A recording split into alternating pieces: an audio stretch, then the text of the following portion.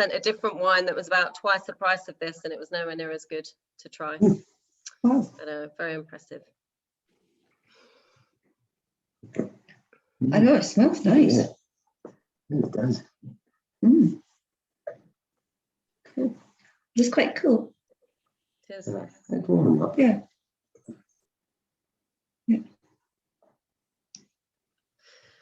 So, oh, I need to Lee's drink here. some. Hang on. Aha, we have both of them. Ta-da.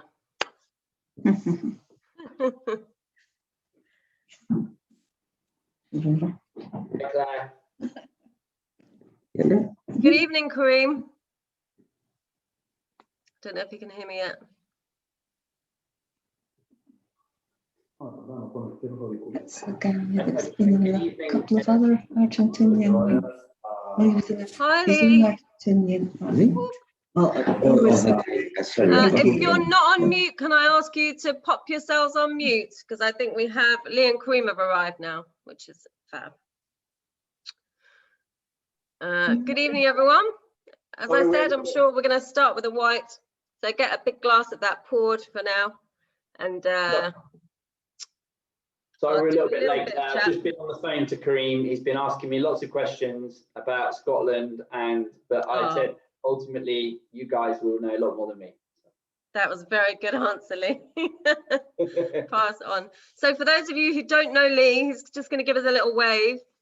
Lee is the director of Condor Wines, who are a South American specialist who we get most of our South American wines from, actually. And so it's him that made the contact, enabled us to Karim to join us this evening. Hello, Karim. Good evening, or good afternoon even, I guess, for you. I think he's on mute. Hang on, I'm just going to unmute you. Yeah. I'm okay now, sorry. No problem. I was saying, nice to meet you, Claire. It's afternoon here, it's 3 p.m. So we just finished our lunch at the winery. Is it a busy time for you at the moment, I guess, huh? Yes, it's busy not only for the harvest because the pandemic changed everything, including some things of the operation. So we're managing differently from a normal year.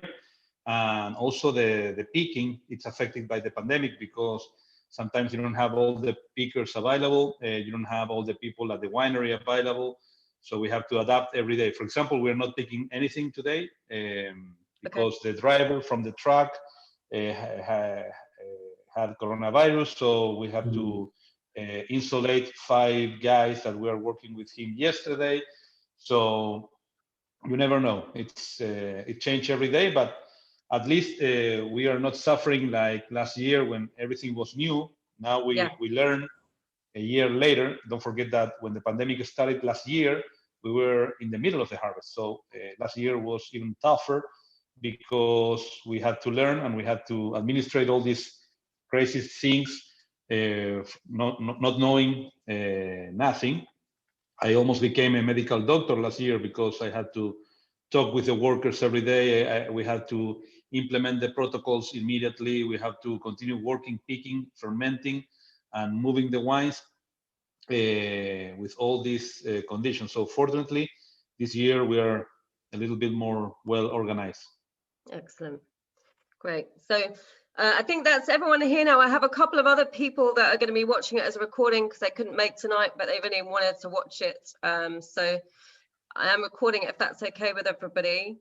So we have Karim Mussi here, who is an incredibly renowned winemaker in Argentina, oracle of all things wine and maker of some truly stunning wines. I'll let him do most of the talking tonight as usual. If you could just use the chat function to ask any questions that you have. I hope you've got all your wines open and ready.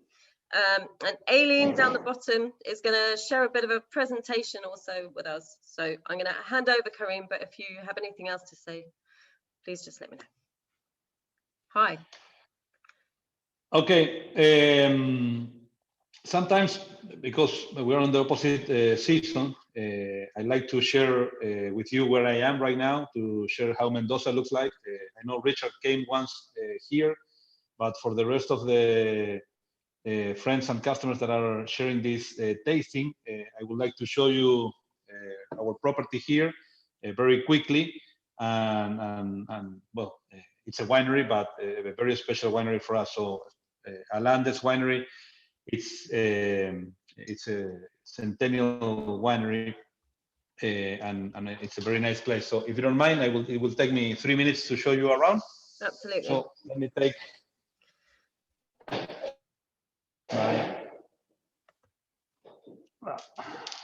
it'll take me 1 second. You're not going to see my ugly face for a minute. This is the tasting room, or part of the tasting room.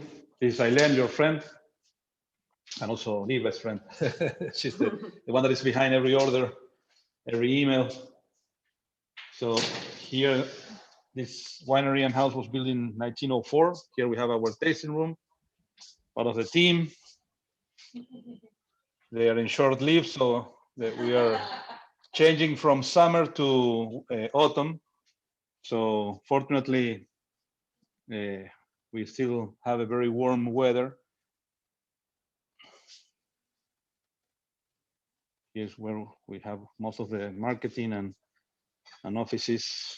We have more people, Marcela, Fernando. Hi.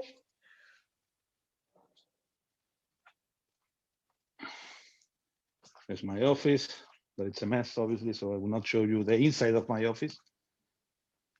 And there you have the winery.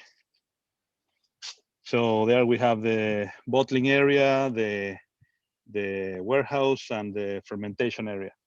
That guy that is crossing the entry into the winery is Gustavo, the operational manager, Andrea, Daniel, all the people from administration, accounting, and also winemaking.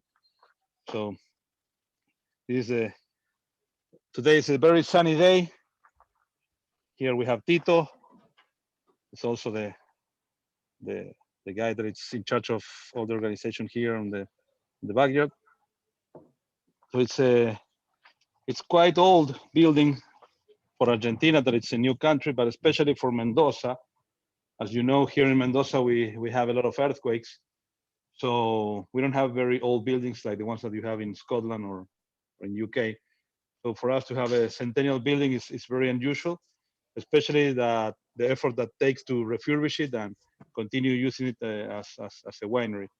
So I love the trees, those big old pine trees and cedar trees. And well, this is where we work here every day. And unfortunately today it's very quiet compared with a normal day. So I just show you how Alandes Winery looks like, and also how the weather is in Mendoza. So it's almost a full report for all the Scottish friends. Thank you. It was snowing here yesterday, so not quite the same. Well, I'm not going to make any joke about the Scotland weather because there's a lot of jokes about it. So I already read most of them. I think there's about 300 days of sun in Argentina. I think we have about the same of rain here, certainly on the west of Scotland. So no, only in Mendoza. Mendoza is a big desert, and you will see it later on the maps. But Mendoza is a big desert where we have more than 300 sunny days. But we have other corners of the country that are very rainy. In Patagonia, it's very rainy. Buenos Aires, or most of the Pampas, it's very rainy. And we have a corner on the northeast between close to Brazil, where we have the Iguazu Falls, but it rains more than Scotland. So they look very Scottish. Here in Mendoza, we don't know how to use an umbrella. For example, nobody has an umbrella, and when you need it, you never find it. And when it rains, everybody stay at home. It is raining.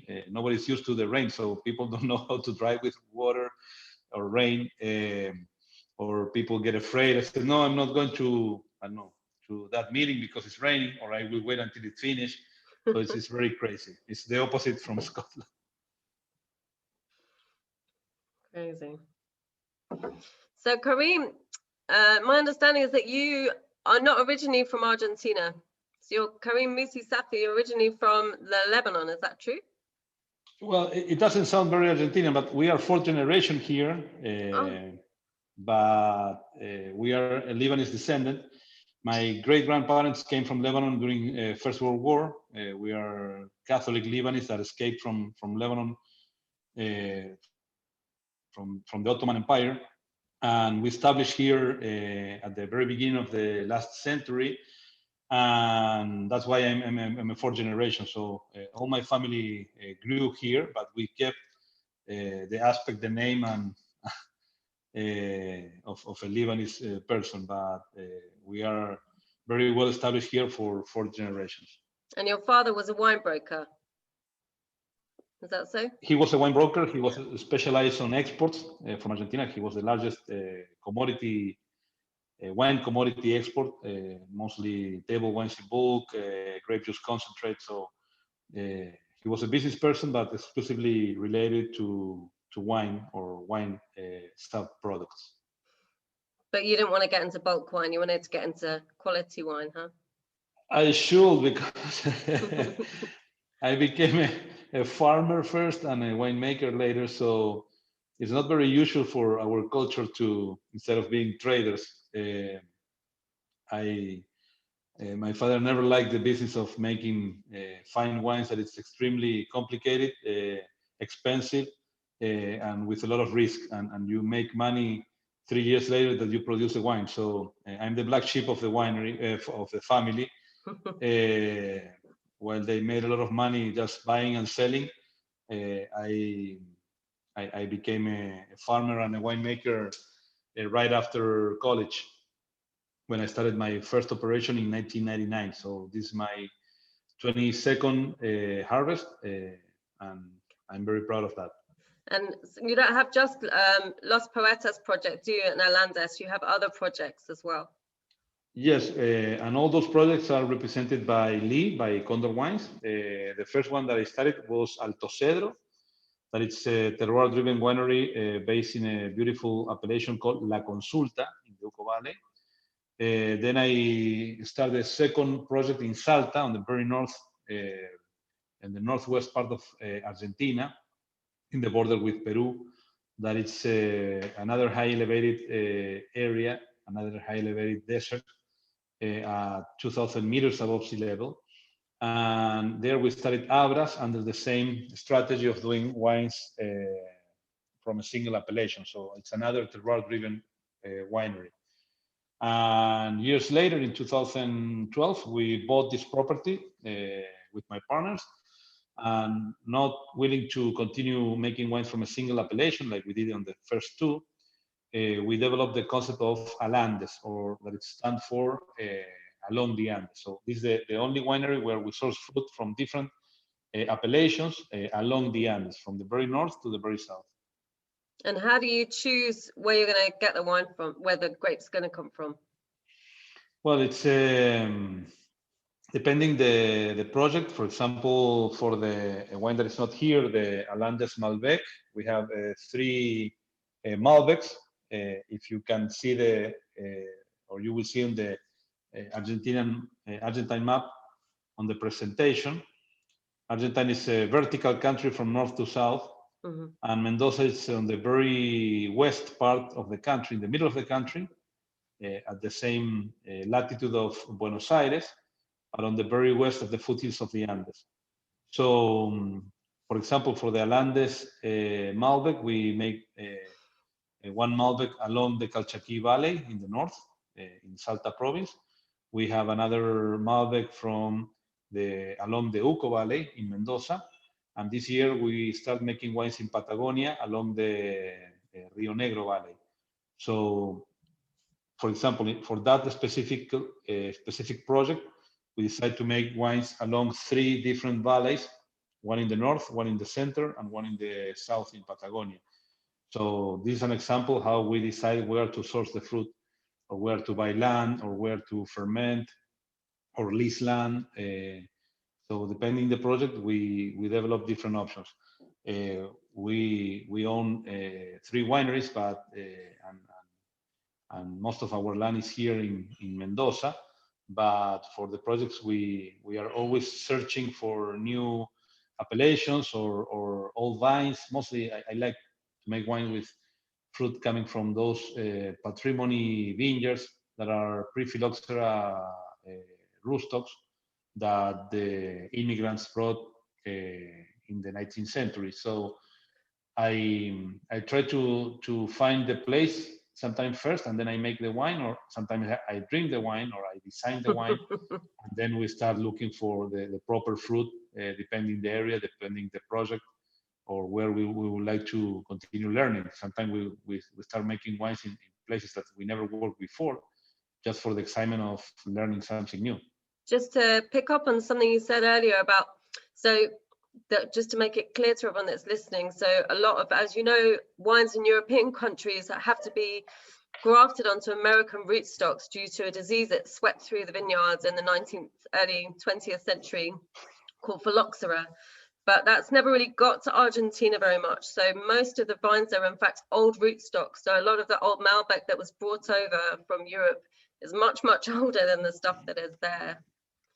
Anyway, sorry to interrupt. Karim, carry on.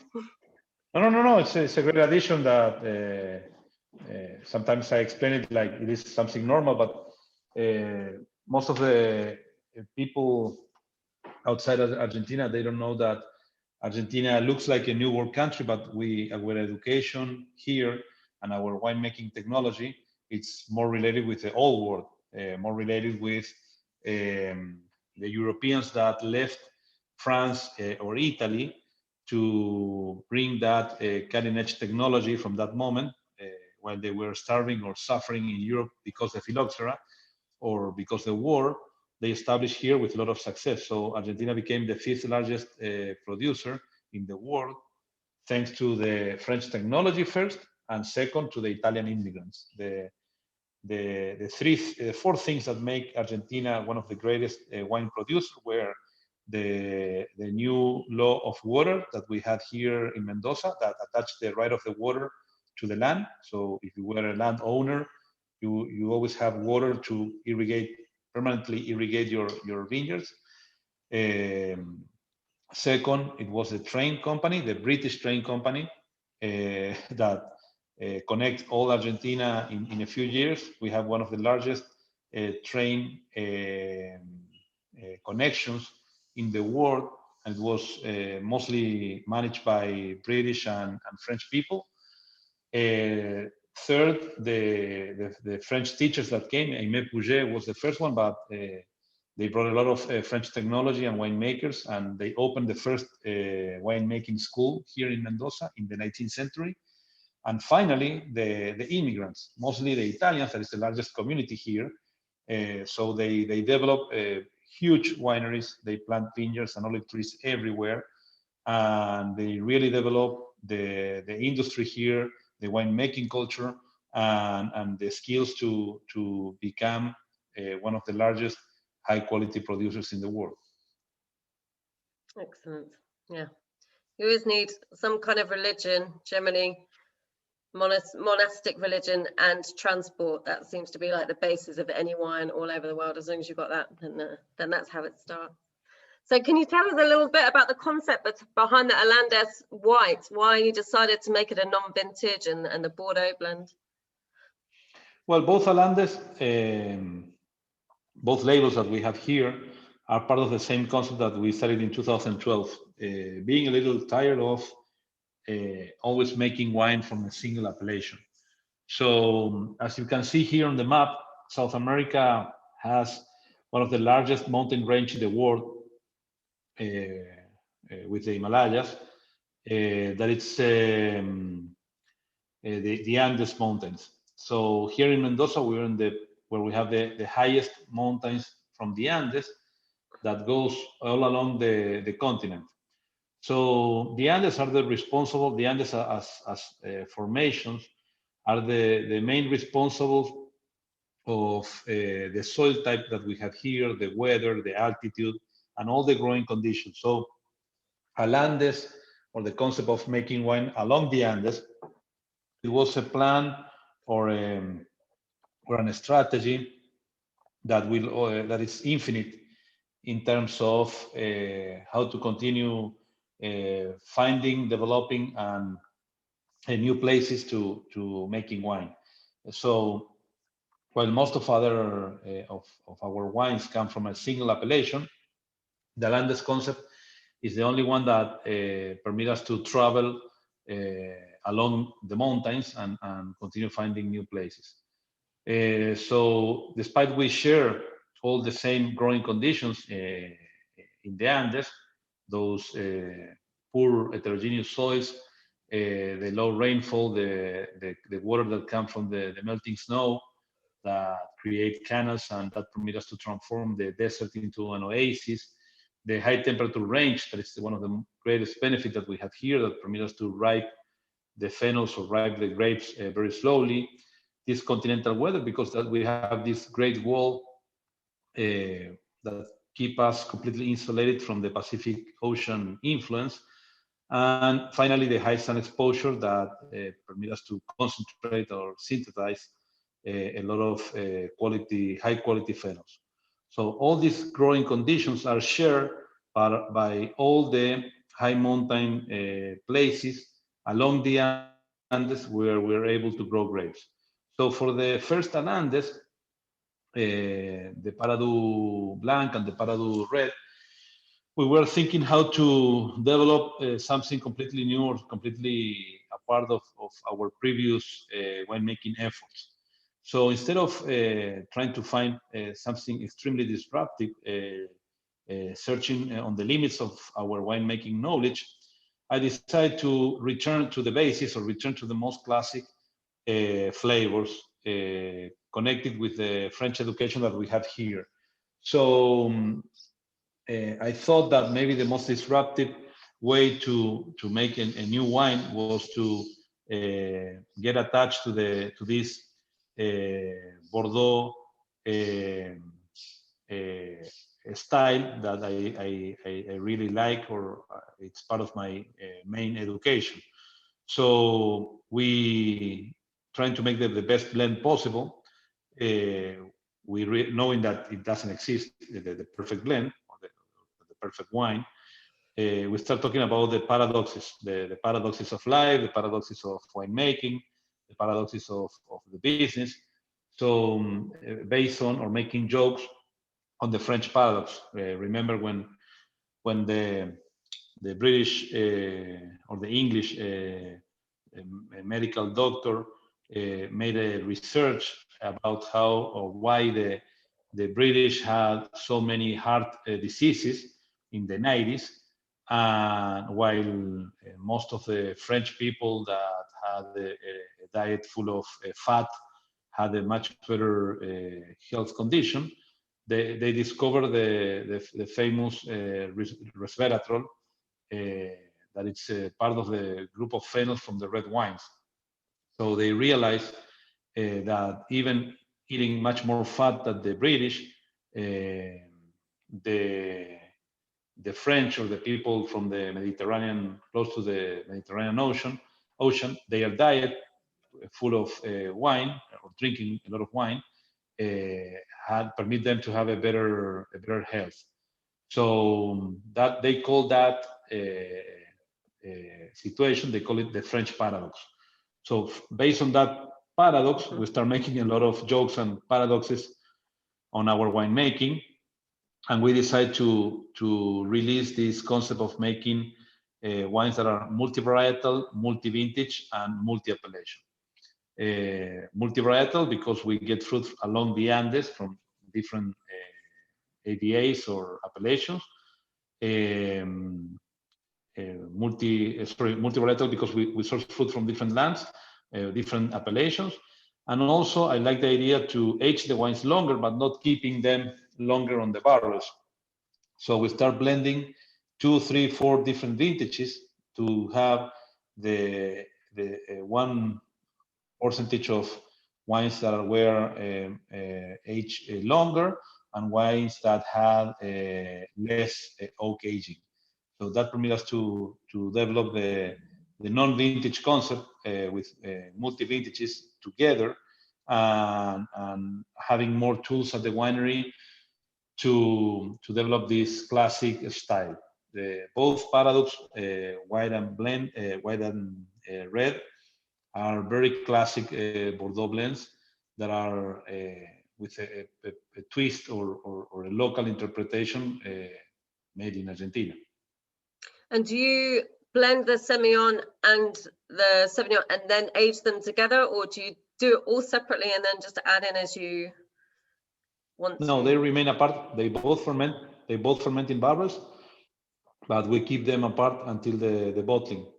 Okay. So after we make the bottling and we add Semillon and Sauvignon Blanc from previous vintages, we leave again another batch of that wine where we combine all these previous vintages. We move down or we rack down that juice back to the barrels on the basement. So that permits us to continue enlarging and adding more and more wine from the wines that we keep and we use for the future blends. And do you, I'm just wondering, because it goes against, you know, so many things that winemakers say, or it's got to be a single, you know, the best ones are always single varietal, really tiny terroir driven. Do you think it's because now you've got a lot more experience and you've been doing this quite a long time that you've got the confidence then actually, or are you just always like that, I'm going to do my own way and do it non-vintage and take all these different things and have a play about? Well, imagine that I spend more of my first years making a single Malbecs from a single appellation. So I was part, or I'm still part of that style of wines. So we have a lot of single varietals from a single appellation. When I started in La Consulta, in that beautiful place, we became specialists or the first pilgrims that developed this concept of making wines from a single appellation, being born and raised from there. So 100% fruit from that appellation, fermented, aged, and bottled at the property. So to be honest, I started getting tired of this strategy, and it was like a very spontaneous development at the winery to say, okay, let's start looking for new frontiers, for new challenges to continue learning. So I think that if I will have the possibility to become the wine dictator or as a wine fascist, my main law will be that every good wine should be a blend, except for Chablis. I think that blends always permit you to have more tools or to create more complexity on the wines, that the summatory of the elements it's bigger than the individual value of the varietal. So 1 + 1 is not always 2. It can be 3, 4, or 5 if you put the right elements together.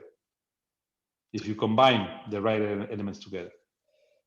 So I hope everyone's had a chance. I can see most of you have had a chance to have a good old drink of the wine. What do you think? It gets so fresh to me, and it's so rich as well, and that balance is really brilliant. It's got loads of bags of, huh? Sorry, yes, sorry, please finish. Just really ripe fruit and just lovely kind of almost salty herbal edge to it. Well, yes, here you have an example. The old vine Semillon that we use on this blend, it's beautiful by itself. The Sauvignon Blanc that we have here, it's beautiful by itself. But when we put them together, we reach something even better. So the combination of 2/3 of Semillon and 1/3 of Sauvignon Blanc put the best things of both varietals together. The creaminess, the fat, the elegance of the Semillon, combined with the freshness, the acidity of the Sauvignon Blanc.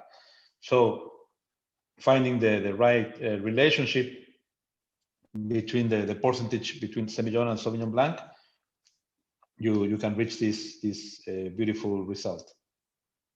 It's beautiful, very, and such brilliant length to it as well.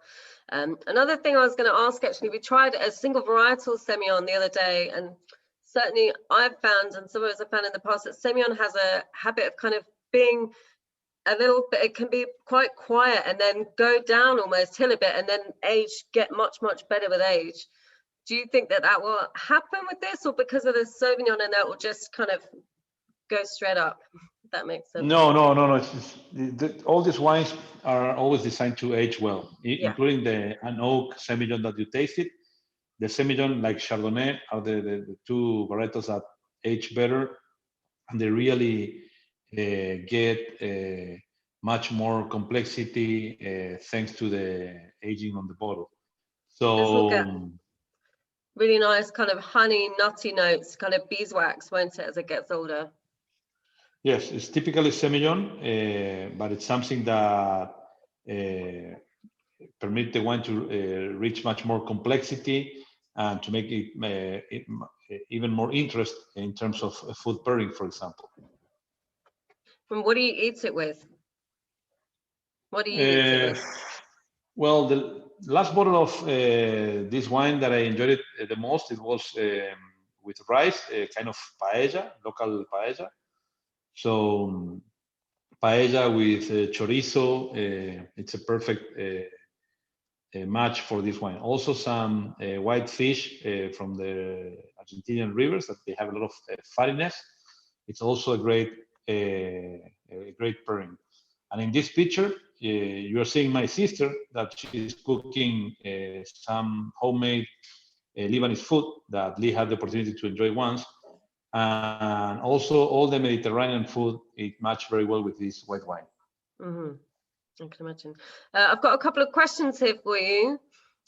John's asking, will the wine always be made in this style, or will there be noticeable differences as the ingredients change with availability?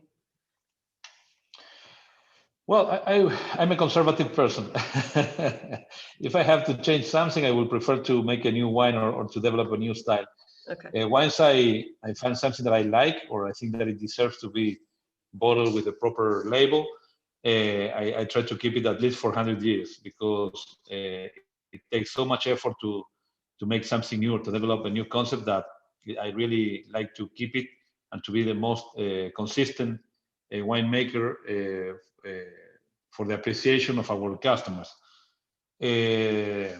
But the other situation that we have here is in this continental weather, we don't have too much vintage variation. So from one year to another, we have a slightly variations or changes on the vintages. So the quality and the style remains constant from one harvest to another. Excellent. Mark says it's really enjoying it. Incredible balance, buttery but fresh, slightly acidic, long finish, just delicious, and it is very, very delicious. I'm happy. Should we move on to the Las Poetas? Yes, ma'am. Is Los Poetas label for the Libertad blend.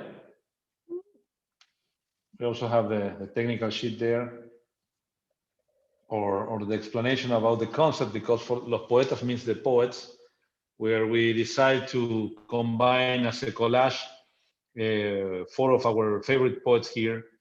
Jorge Luis Borges, it's a local writer, maybe the most British Argentinian writer in the world. Walt Whitman and Edgar Allan Poe from the United States, and a very familiar guy for you, it's called William Shakespeare. So this collage of 4 different varietals was also for us a collage of 4 different poets, and we call it Libertad blend. So we change the percentage from one year to another, but we always use the same ingredients, the same varietals, and we always like to have this very nice style, sourcing fruit from different parts of La Consulta. In the previous map, you can appreciate the origin or the designated vineyards that gives origin to this blend of Cabernet Sauvignon, Merlot, and Malbec. So most of the time, we decide the blend at the very end of the harvest before the fermentation, and when the wines are completely dry, we start the blending process, and that's a very interesting exercise that we have every year. So here you will be able to appreciate the very pure fruit expression of this appellation, and the quality and the uniqueness of the wines that were produced with the concept of being part of a larger blend. And this has no oak in it, does it? It's just the fruit you want to sing through. Yes, it's 100% an oak. And when you say you blend them dry, does that mean you that's not co-fermenting? Is that co-ferment? Can you just explain? Sorry. No, sometimes we are able to co-ferment it. That it's a practice. It's a very orthodox practice that I like. For example, this year I'm co-fermenting Malbec, different Malbecs together, but not with Cabernet Sauvignon, Merlot, or Cabernet Franc, because this year the season speed up the ripeness process for the Malbecs, but we don't pick the Cabernet Sauvignon, the Cabernet Franc, and the Petit Verdot yet. So we are still dealing with to determine the right harvest day or the harvest moment, because they split a lot of almost 3 weeks from the day that we decide to pick all the Malbecs, compared with the rest of the varietals. Okay. Oh, sorry. And talking about Malbec, you know, we're talking earlier about how it's the main grape variety in Argentina. Everyone knows that. But in fact, it's the most planted there anywhere else in the world. It's also probably one of the most favorite red grapes that's sold in Britain. It's hugely, hugely popular here, as I'm sure you are aware. What do you think are the problems of that? I mean, it's very easy to sell right now, but is it becoming difficult to distinguish between Malbec? How are you managing the kind of that, if you see what I mean? Yes. Well, the answer is very easy, because the Malbec is very plastic. It's a very plastic varietal, very well adapted all around the country. And we also have a lot of material adapted very well in different areas. So that's why you can find a very inexpensive Malbec at less than 10 pounds. And you can also drink a world-class Malbec above 50 pounds. So the difference are based on the yields, the age of the vines, and obviously the terroir of the appellation where those grapes were planted. But that explains why Argentina is not only about Malbec, because apart of the diversity of Malbecs, we are also very rich in diversity of other varietals, other Bordeaux varietals that came with those French educators that I mentioned before, like Cabernet Sauvignon, Petit Verdot, Cabernet Franc, and Merlot. But also, we have here a lot of Tempranillo that the Spaniards brought, and it's the 5th largest varietal planted in the country. So we have a lot of Tempranillos are very popular here, especially in Uco Valley. And the Italians brought the Corbeau Noir or Bonarda. So we have a lot of Bonarda that it is the second most planted red varietal right behind the Malbec. So a part of the Bordeaux varietals, we have Tempranillo, we have some Sangiovese, we have some Bonardas that are part of the Argentinian diversity. That diversity is in terms of style, prices, diversity of origins, diversity of winemakers, diversity of different style of wines. So that is the core thing about the Argentinian beauty. How diverse is this country in all kind of sense. And are you finding that the plantings of other grapes are increasing? Is that? Well, depending the area, but for example, in Uco Valley, everybody now is planting Cabernet Franc. That is a beautiful varietal and it's performing very well. We always had a lot of Cabernet Franc, but not a lot in terms of volume, but it was a popular varietal, but not widely planted. So lately, the growers start planting more Cabernet Franc. We are also growing in Cabernet Sauvignon. Or we have a lot of Syrah, that it's also a very popular varietal, as Tempranillo. So we have many different beautiful varietals, very well adapted and always available in terms of volume to make the best wine possible. Well, I've got a couple of questions here also for you. Yes. One about, it says that on the label it's a high altitude wine, and someone's asking, well, how high that is in your vineyards. Well, we are average at 1,100 meters. If we go to Salta, to the Calchaquí Valley, it's even higher. But the lowest part it's 1,000, and the winery is at 1,100. So it's quite Pretty high. Pretty high, yes. Almost as high as our little Ben Nevis. almost as high, really. I think it's about 1,300 and something. So yeah, not that Karim, far. You can get. Maybe explain why altitude is important. Yeah. Yes, like it's important. Yes, like it is important for you.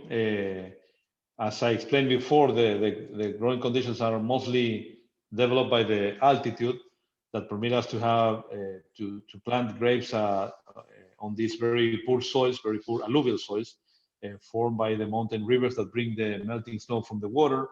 That it's the water source not having rain. We must irrigate all our vineyards through a very sophisticated system of canals that gets the water from the water dams or from the mountain to every property. So we also have a very low rainfall, and the most important effect of the altitude, it comes like in every desert, the effects of or the result of the big temperature range between day and night. We have almost 20 Celsius degrees difference between day and night. For example, early this morning, I leave my home with a sweater and a jacket. Now I'm on a shirt. I'm just using a shirt. But later, in a few hours, I will be using a sweater, and later at night, I will be using a jacket again. Or a coat. So those 20-25 degrees difference between day and night permit the grapes to ripe extremely slowly. And this slow ripeness speed, it also permits to keep the natural acidity from the wines. And that is part of the freshness, or the typical freshness that you can find from the wines from these cool climate areas. And my understanding is also the intensity of light has a real difference in the grapes as well, and it helps ripen them and makes the skins thicker and gets the better structure in the tannins. Is that also true? Yes, don't forget that the vines try to protect their seeds, their children's, and the way to protect is getting smaller berries with thicker skin. So you have less juice and more solid, more skins that increase the concentration. These colors are the most natural expression of the wines that we have here, and you can reach them very easily thanks to the concentration that the fruit gets here based on the growing conditions or the altitude that we just mentioned. The color is so vibrant, isn't it, in the glass? And this is 2018, and it still tastes so fresh. We were on the 2018 vintage, and it's so fresh still. It could have been, poured yesterday. It's really, really so crunchy, I find, as well. What does everyone think of the Los Poetas? But the thing that I like the most from this one is the nose, how expressive it's on the nose, how beautiful and enjoyable it's from the very beginning. And that also makes this wine a very versatile in terms of food pairing. Yeah. So you have much more options to pair compared with the wines that are aged in oak, and they are more complex maybe, but much more difficult to pair with nice food. Yeah, absolutely. This could go with, if you put that huge spread you had earlier, it would pretty much go with anything on it, huh? And this, even though it's, quite a big wine in terms of flavor, I think you could have it a little bit cooler as well, and that wouldn't do it any harm. You know, mine's not very warm at all. It's been in the warehouse most of the day. It was near the heater because it was freezing in there, but then we took it away again. And I've warmed the Parado up a little bit, but this is actually coolish, and it's really, really great actually. So it's very enjoyable at a few degrees less, like 15, 16 Celsius. It's perfect. John's asking if you are thinking about making any Italian varieties. Is that on your agenda? Is that another project? It's not necessary here. Everything is Italian in one Okay. way or another. But a former partner from the winery, Federico, that is also an Italian descendant, he started the project based on Italian wine styles. But I think that Italy, France, and Spain has so much and a strong identity that copying exactly what they do there and trying to develop it here will make us to forget the identity or the possibility to develop something completely original from Argentina. We have a lot of French education, but mostly implemented by Italians. We have a lot of French varietals, but not all of them from Bordeaux. We have a lot of Syrah too here.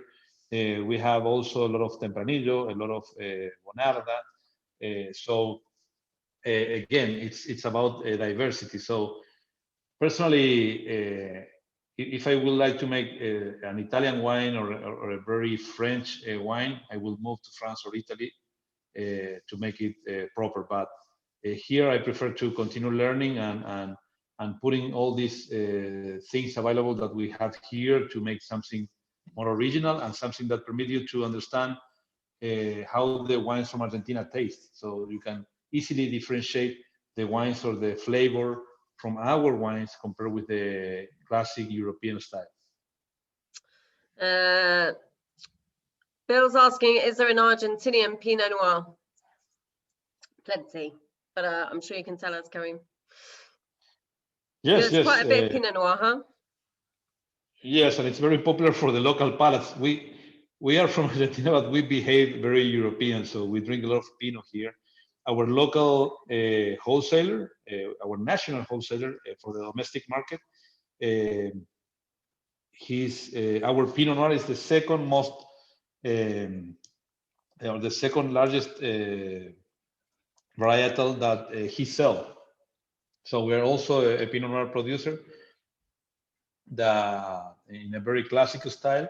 Mm-hmm. We take advantage of all the beauty and benefit of this specific varietal that also grow very well in areas that are like Uco Valley, that are more cool climate than the rest of the country. In Patagonia, there's a bit of Pinot Noir, isn't there, I think? And maybe if you go further, so the much higher elevated vineyards, maybe over 1,500 meters, would they make a better style of Pinot Noir? No, they are beautiful, but mostly for the material, old vine pre-phylloxera Pinot Noirs that are very well adapted. They are not at the same altitude that we are, so they are planted in a more windy area. Mm-hmm. With less elevation or lower elevation, but the results are great. So also the Pinots from Patagonia are beautiful, but we never try to copy them. We develop our own identity from La Consulta, and we are very happy with that. Even we use different type of clones that are much better, well adapted to the growing conditions that we have in our appellation. Excellent. And what are your main issues in terms of vine growing? You say that you pretty much have a constant vintage to vintage. There's not much difference. So what are your main problems apart from the virus, obviously, creating massive issues? No, because it's a desert. It's a very, even we grow organic because we spray 1 or 2 times per year during the season. All our sustainable practices and the vineyard are very easy to implement. We don't use any kind of weed control. everything is hand harvested.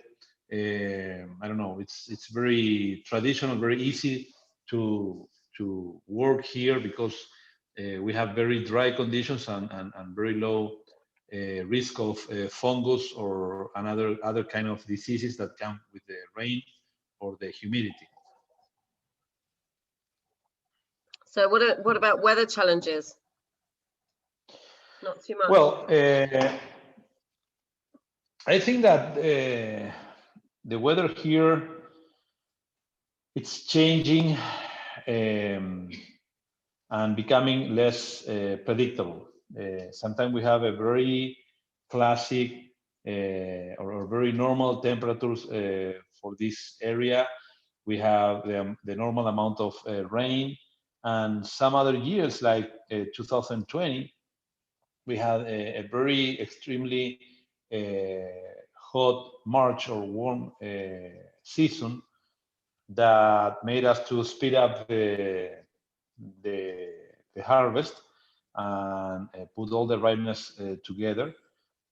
Or this year that we have a lot of rain in February, so we are learning how to deal with the weather changes, and in order to continue reaching the best results from the fruit based on the days or the date that we decide to collect the fruit. Cool. Right, is everyone ready to move on to our third white? So our second Bordeaux blend. Yes. And this is This label, 20% of each, huh?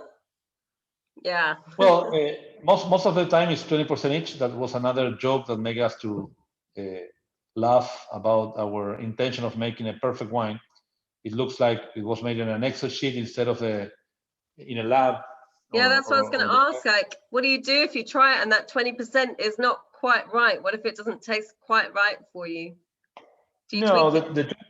the joke came the first year when the best blend came using 20% of each varietal. And after tasting for 2 days in a row and not finding any better combination.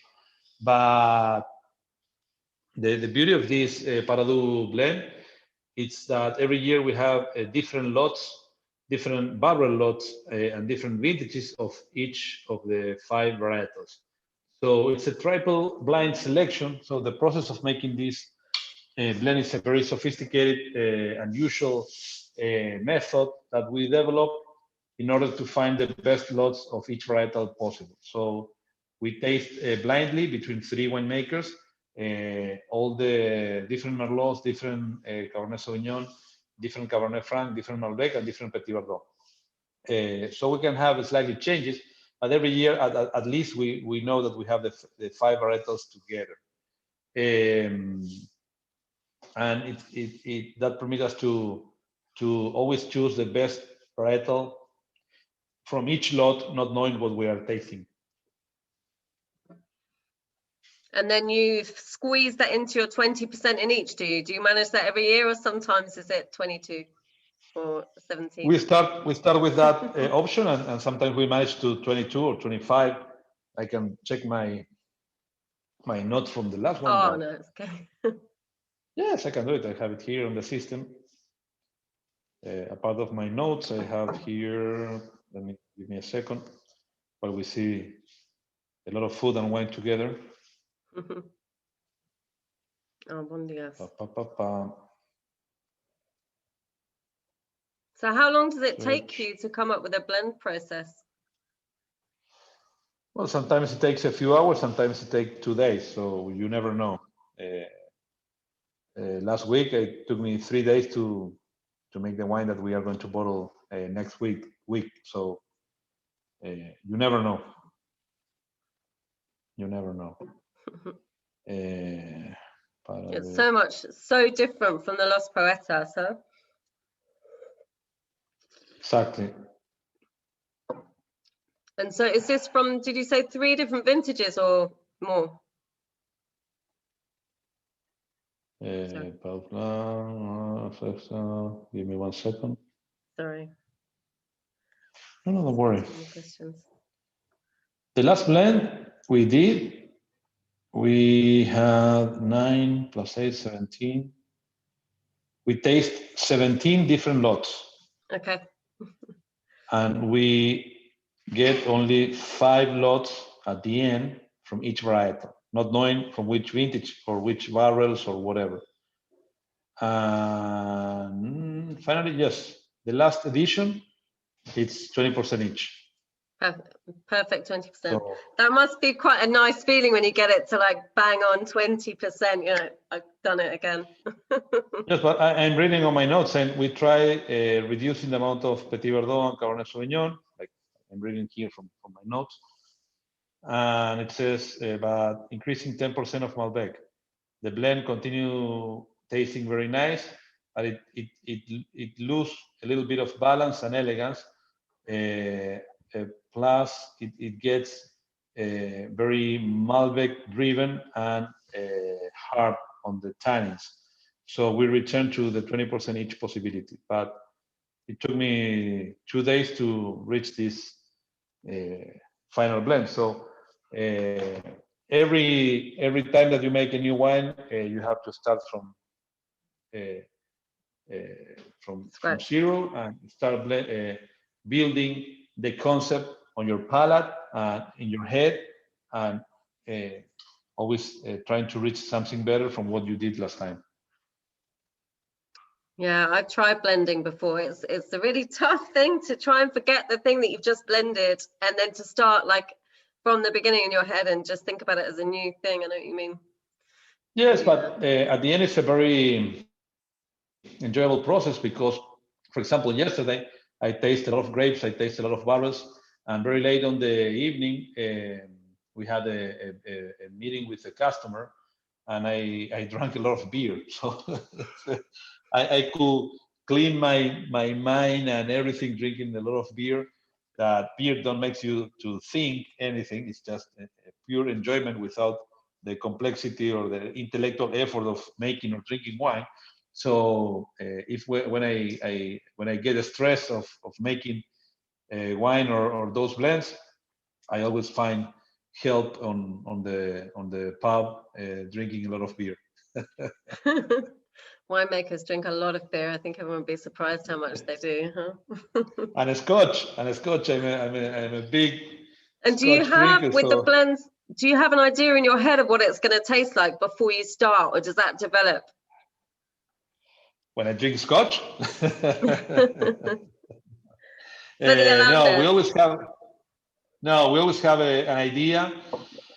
But it's not an idea that starts from zero because we taste regularly all the lots from the basement. So we already have certain notes that permit you to think in advance. Okay, this lot of 3 barrels, that is a very small batch. I will use it on my next Paradou blend. So the exercise of taste the barrels permanently permit you to have a very sharp idea of what you have available and what could be the best combination possible. Excellent. What release are we tasting tonight? Because I only had the 3rd release. I didn't know if you guys were tasting the 3rd or the 4th. We're on the 5th release. So if you look on the label, guys, it says non-vintage assemblage 5e edition. So 5th release. Oh, well, I'm drinking the 3rd. I didn't realize. So. Lucky you. And yeah, for the white, the 4th. Yeah, I had the 4th, but I didn't have. I wasn't sure on which red blend. So and we don't get loads of bottles of this, so I didn't want to draw anything out of stock.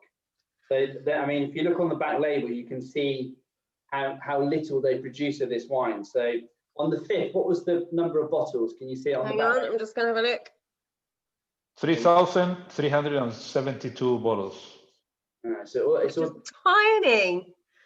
Yeah, do you have the number of bottles on? Sometimes it does. I can't see. And on the white blend, I'm trying to see. Again, I can't see. It doesn't say. 3,768 bottles and 200 magnums. Caroline's found it, yeah. Well, I've got 21 of those magnums arriving in about 2 months. So. And that's the white, yeah? Yeah.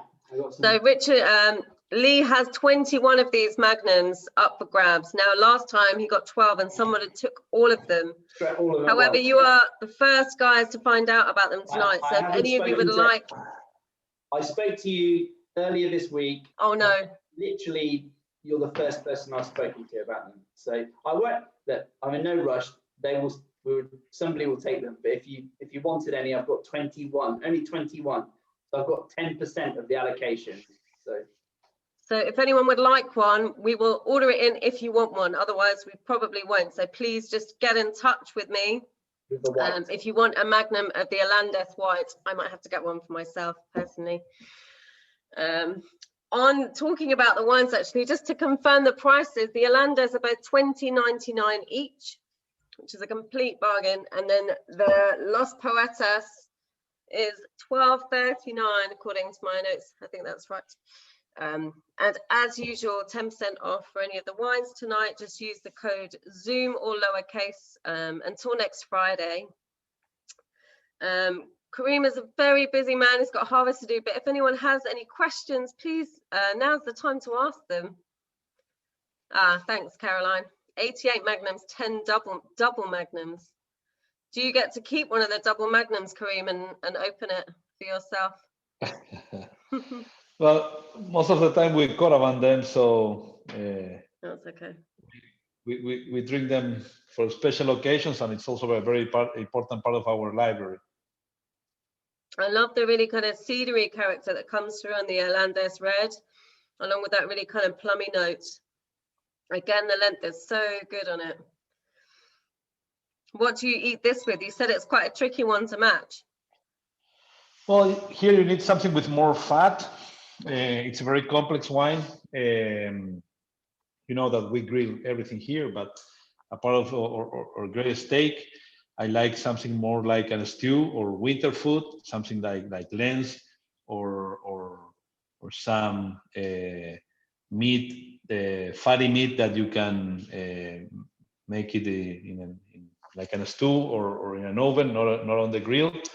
So I like more like the winter food for this beautiful red, especially because it has a lot of Cabernet Sauvignon, Cabernet Franc, and Merlot. So those three varietals are the column or the spinal tap of the flavor and the structure on the mouth. So it's a wine that always asks for food. Definitely. It's much more enjoyable when you find the best partner for this wine. It's a food wine for sure. Anything with those kind of gorgeous char marks on them that you get on the griddle would work really, really well. I think that kind of carbon taste coming through. Apparently Caroline's got some aged Gouda, and it's been very, very, that is excellent with the Alandez parody. I think we have somebody mentioning that it's quite tannic, and it's still quite young, a fifth edition, and I'm tasting the third edition. It has begun to, calm down a little in terms of the tannins. It will evolve. What sort of time do you think this would be needing in the bottle normally, Karim? No, I think that after a few years, it starts getting more rounder and more classic style. But normally, I like to launch the wines as drinkable possible, much drinkable possible, because the here after more than a year in barrels, the wines get much more rounder. Maybe here again because the combination of Petit Verdot, Cabernet Franc, Cabernet Sauvignon makes this wine like a very powerful, but for sure, like you are enjoying the third edition, it's going to get rounder after a few years. I can, you can see how it's going to develop. You can see how those tannins are going to soften off, and it's going to get slightly more mushroomy and a little bit more raisined. But I like it like this, actually. I just need some bit of steak, I think, to match with it, and it'll be perfect. That's for sure. I've got a message here. We can read something here for Richard and you next time in Argentina. I think Simon, bless him, is still waiting. One day we'll get to go. Maybe next year. We were meant to do a trip this year. No, last year. Last year. Yeah, last year. I'm losing track of years. This last year just is a blur. But unfortunately, due to Everything. But, yeah, we owe Simon a trip. But I think Claire's done such a fantastic job tonight, as she always does, that I think she deserves a trip out there at some point. So. That would be amazing. Oh, Karim, we'd love to also have you in Scotland. Really, really would. I would love it. I love your country. I love everything, your culture, your landscape, your everything from there, and especially a lot of famous people that came from Scotland and make this world much better. So we got certain part of a very important part of the civilization coming from Scotland. So someday I will visit you and enjoy all the beauties of your land. Caroline says that she has a tasting group, and last week some of them they had the parody with some really great decanting, and it was amazing. It was, in fact, it was a favorite night of the wine. It was the favorite red of the night, along with another wine that we do. So thanks for that, Caroline. But yeah, no, absolutely, Karim. The thing about wine is one of the best things about it is it brings everyone together, and we can do it on Zoom at the moment, but it will be much, much better when we can do it in person for sure. But thank you so much for your time tonight. Your wines are stunning, and we look forward to meeting you in person. I hope so, and I'm looking forward to visiting you as soon as the world starts behaving normal. Vaccination here it's coming, and well, in that side of the world, you are just starting a new season. Spring is coming, so sooner or later we will be able to start traveling again. So I pray for that. And do you have any other hidden projects that you're willing to share with us yet, or is it 5 or 6 you have on the go? Is that enough to keep you busy for now? I'm willing to rest. I've been working a lot the last 25 years of my life, and I'm willing to spend more time with my family, with my friends, to have more time to drink more scotch and smoke more cigars, and not to continue working as a mule like I have been doing for 25 years. So my humble projects are very lazy. It's about working less and enjoying life more. That sounds like a very good plan. Drinking great wines from other people, not my wines. I prefer wines from other people. Okay. Well, thank you so much. Cheers, everyone. As I said, please order the wines for us as usual. Just get in touch with me or use the code, and I will see you all soon. Good night. Thank you. Thank you, everybody. Thank you. Thank you, Gordon. Thank you, Paul, Audrey, Caroline, John, William, Roger. Was Marcus, Judith, Nick, Mark. Well, thank you, everybody, and thank you. I hope to visit Argentina someday. Thank you very much. It was wonderful. Thank you. Cheers. Thank you. Thank you. Cheers. Bye, everyone. Bye. Cheers.